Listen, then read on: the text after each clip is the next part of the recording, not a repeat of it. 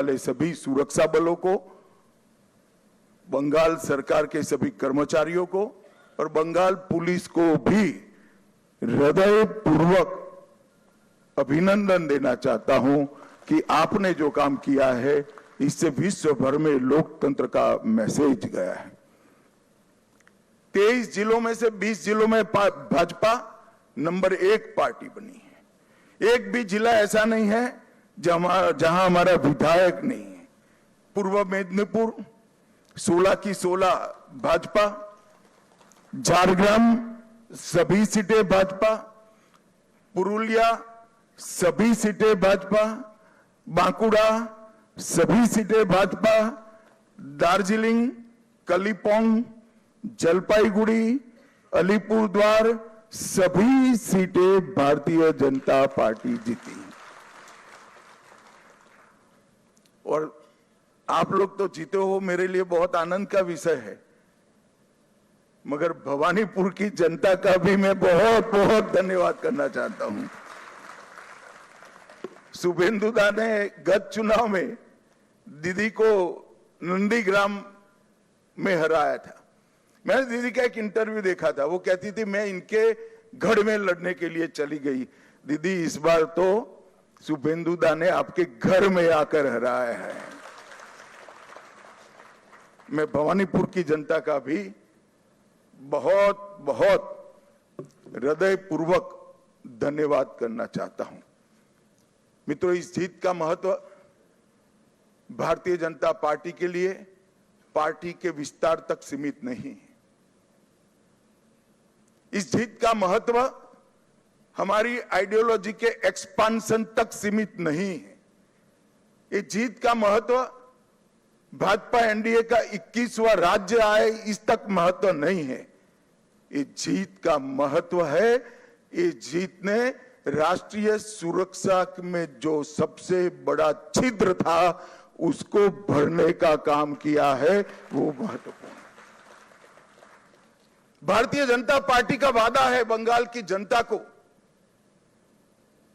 कि न केवल बंगाल, पूरे देश भर से हम एक एक घुसपैठियों को चुन चुन कर निकालेंगे और देश को घुसपैठिया मुक्त करेंगे। और मैं आज इस मंच से कहना चाहता हूं, जो लोग कहते हैं ये ध्रुवीकरण का मुद्दा है, ध्रुवीकरण का मुद्दा नहीं है ना जी, ये देश की सुरक्षा का मुद्दा है। आपका देखने का चश्मा पीला है, इसलिए आपको सब कुछ पीला दिखता है। ये देश की सुरक्षा का मुद्दा है। मित्रों, जब भारतीय जनता पार्टी प्रचंड विजय होती है तो पानीहाटी की प्रत्याशी श्रीमती रत्ना देवनाथ वो हमारी प्रत्याशी बनकर बंगाल भर में माताओं बहनों पर जो अत्याचार हुआ है वो अत्याचार का प्रतीक बनकर सभी माताओं बहनों को एक प्रकार से ढाढ़स बना। हिगलगंज की प्रत्याशी बहन रेखा पात्रा संदेश खाली के अत्याचार के सामने सत्याग्रह की प्रतीक, और औसग्राम की प्रत्याशी कलिता माझी वो बंगाल के, कलिता जी के लिए ताली बजाओ जरा, बंगाल के दारुण से दारुण गरीबी में जी रही सभी बहनों के लिए एक आशा का बिंदु है कि हमारा भी प्रतिनिधि विधानसभा में बैठ जाते हैं। और बंकिम बाबू के परिवार से भी बहन सुमित्रा चट्टोपाध्याय जी भी आज हमारे साथ जुड़ी हैं। और मित्रों, सबसे बड़ा बात यह है, सुमित्रा चट्टोपाध्याय जी खड़े हैं यहां पर, सबसे बड़ा बात यह है कि वंदे मातरम जो सांस्कृतिक राष्ट्रवाद की बंकिम बाबू ने की हुई उद्घोषणा थी, इसके 150वें साल में ही हमें ईश्वर ने बंकिम बाबू की भूमि पर सरकार बनाने का मौका दिया है। ये बहुत बड़ी बात है मित्रों। और ये शांतिपूर्ण चुनाव आने वाले दिनों में बंगाल के लिए शुभांकर साबित होने वाला है। मैं आज इस मंच से सभी दलों को भी अपील करना चाहता हूं, आइए हम सब साथ में मिलें। लोकतंत्र ये मत की अभिव्यक्ति का उत्सव है, इसमें हिंसा कहां से हो सकती है?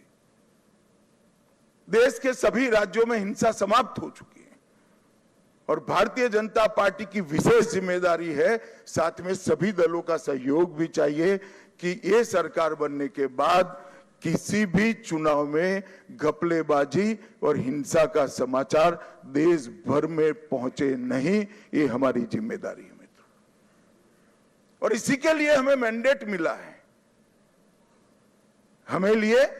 हमें इसके लिए दृढ़ संकल्पित होना पड़ेगा।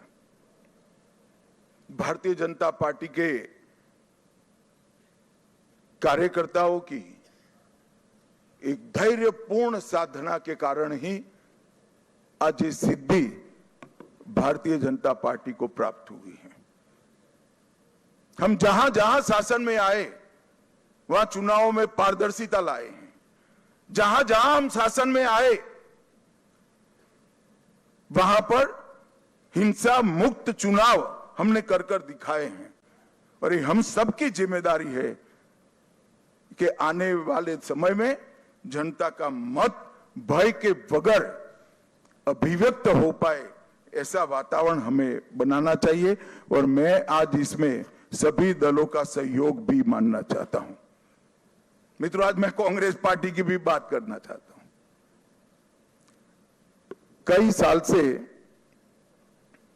कांग्रेस पार्टी चुनाव नहीं जीतती है कई जगह पे, और अभी अभी उनको मालूम पड़ गया है कि चुनाव जीतना तो अब असंभव है, तो चुनाव की प्रक्रिया को ही कलुषित कर दो, बदनाम कर दो। इसलिए कांग्रेस के प्रमुख नेता, विपक्ष के नेता राहुल गांधी जी ने अपनी हार को छिपाने के लिए कभी ईवीएम, कभी वोट चोरी, कभी मतदाता सूची, कभी एसआईआर, ये सब कीचड़ उछाड़ने का प्रयास कर रहा है।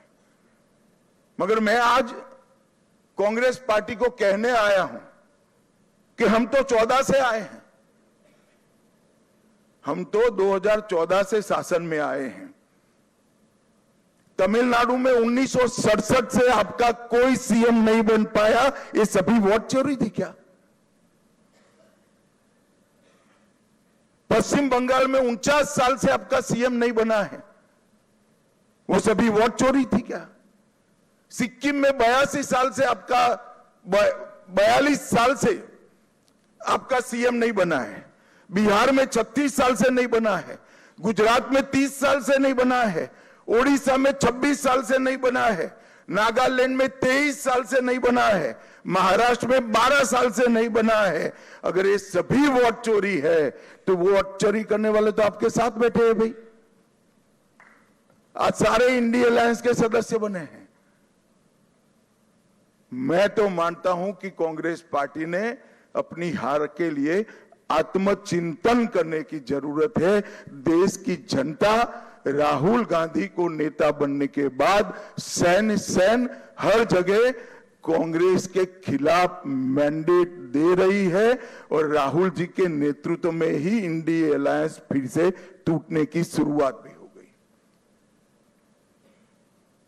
जो लोग राजनीति में आत्मचिंतन नहीं करते हैं और फौरी बहाने ढूंढते हैं, वो कभी विजय के लिए यश प्राप्त नहीं करते हैं।